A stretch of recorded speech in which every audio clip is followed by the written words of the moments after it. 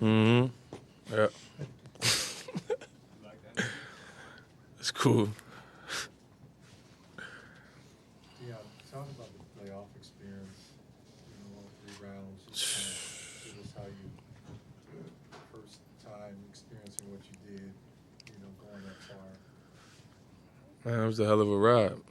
Honestly, it's everything I ever dreamed of and more. Just being in that moment, uh, especially with a great group of guys like this. Um, man, it was just like I said, it was a hell of a ride, man. I enjoyed every moment, every single game I cherished, and it's always going to be with me for it to be my first time.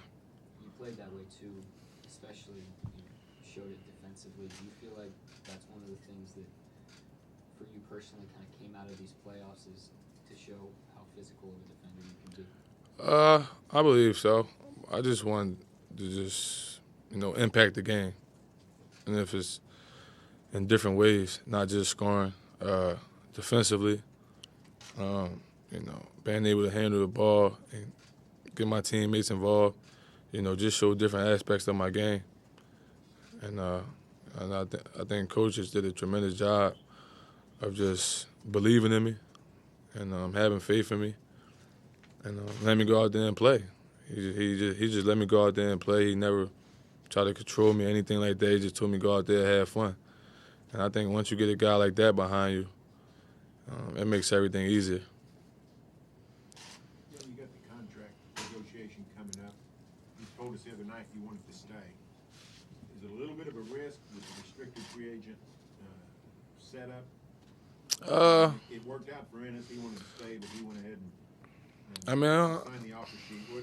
Is that something you just got to weigh in your mind? Or? Nah, man. Honestly, I'm not even really thinking about that right now. I'm still in this Golden State series right now. I ain't really worrying about no contract right now. Those things gonna take care of itself when the time comes. Certain things you can't control.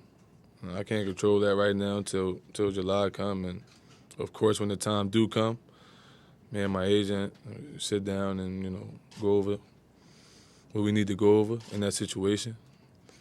And yeah, but I'm not really worrying about that right now. But you do want to stay. You want to. Yeah, I would like to stay.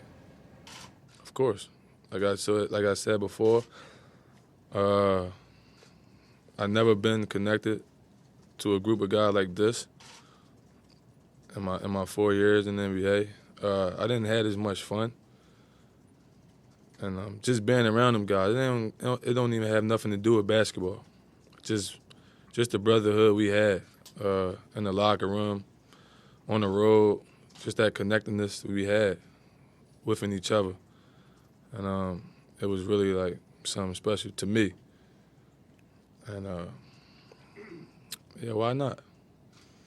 Does the idea of being a sixth man on a winning playoff team appeal to you in the long term? I don't know, to be honest with you. But on this team, I do whatever. If it's gonna get us back to where we was at, I do whatever. And that's what it is. Yeah, how do you see Billy progress throughout the year just as a coach? What's your relationship with him like? What was he like as a coach from day one versus at the end? When I first met him, he always been a guy that, kept it real. He always listened to you. His door always was open if you needed to talk to him or you felt, a certain way or things like that. You can easily approach him. He's a guy that you always can talk to or tell him what's going on or how you feel. And I just think throughout the year he did a tremendous job of adapting because you never know, especially in the NBA. Things happen so fast. It's an 82-game season. Each game is different. And I think he just did a great job of just staying with it and keeping the guys together, through the tough times too. and facing adversity. We all had to face it, and I just think he did a tremendous job of just keeping us cool, and just having faith in himself, and then we had faith in him. I think he did a tremendous job. He did a hell of a job this year, and he only can get better. Had you been asked to kind of run point guard as much as you had here this year and anywhere else? And if not, what did you kind of learn about your ability to do that when it came down to handling the ball, initiating offense, and that kind of thing? I handled the ball my first 2 years in Cleveland. Me and Kyrie used to split it, but I just think Coach always knew what I could do as far as creating for others, penetrating. A lot of things he saw in practice that a lot of people didn't see.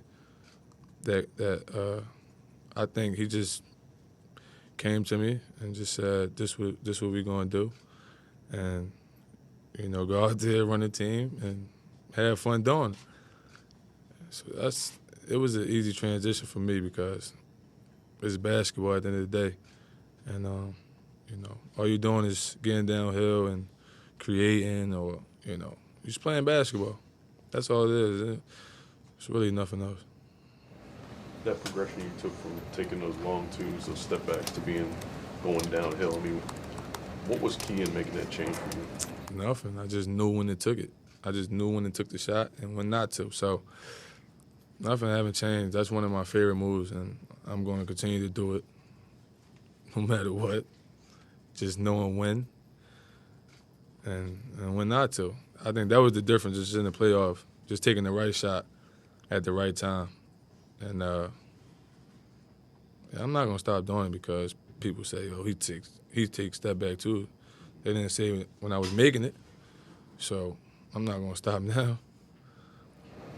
Was there a time when there was a change, you knew you wanted to make that change and start going more downhill? I mean, sometimes you go off feel and how guys are playing you. And sometimes, certain players, they wait and sit on the step back. So I knew that I can get downhill. Or some guys who back up, or if I make a move and they still there, I do the step back to create that space to get the shot off. Yeah, I know you haven't thought about it in full, but is free agency something you kind of, it's your first time, is something you're excited for, like you look forward to? It's like a thing that you're looking forward to? Oh, yeah, I'm excited because I never really did a free agency. Even with my college, I was committed in 8th grade, so I didn't even have a chance to explore different colleges at the time or have, different options. So, of course, I'm looking forward to it, but it's nothing that I'm thinking about right now. Kevin has a big decision, obviously, too. Do you have a sense of what decision he'll make this summer? I believe Kevin make the right decision. I'm going to stick with him no matter what his decision is. That's my big brother, and, I believe in him. I got all the faith in the world in him. He'll make the right decision. Nobody knows what he's going to do but him. Will your decision kind of be dictated off his? Do you want to see what he decides to where you may try to explore? No, not really, because I'm a home man at the end of the day, and I got to do what's best for myself and my family too. But of course, I'm going to talk to him and pick his brain a little bit. But that's the most I can do. Yeah, Slater brought up a question earlier about whether or not you want to explore possibly creating or starting with a team or whatever. But it seems like you made that adjustment coming off the bench scoring. I thought you changed the series in round 1 in games 3 and 4, coming off the bench. Came off the bench in game 5 in San Antonio, the other big 3. It seems like you made that adjustment. I know, is it difficult coming in, having to, score like that? But it seems like you're comfortable with that. Yeah. Honestly, man, like I just said, on this team, I'm willing to do whatever. As long as we winning, I can care less.